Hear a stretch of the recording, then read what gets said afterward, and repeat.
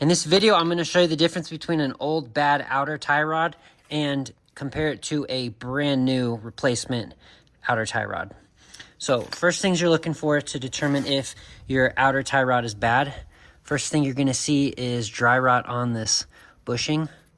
If you bend it, do you see it kind of breaking and falling apart?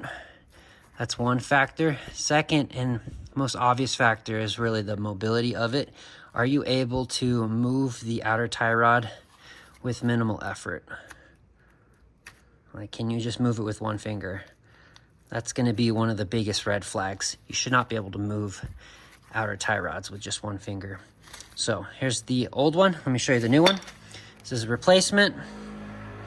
You can look at this condition of the bushing, the rubber. It is just flawless and doesn't have any type of rot issues. And then second thing, I'm going to take this castle nut off for the demonstration. Second thing, this is very hard to move.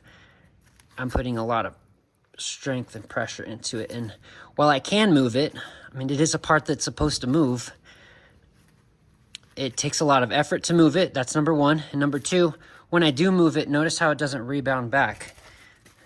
Look at the old one. If I move it, see how it just springs back to the point of origin? This one holds its location and it takes a lot of effort to move it. So that's how an old one looks like compared to what a new one looks like. I hope that's helpful for you. Definitely replace these if you feel like yours are wearing down.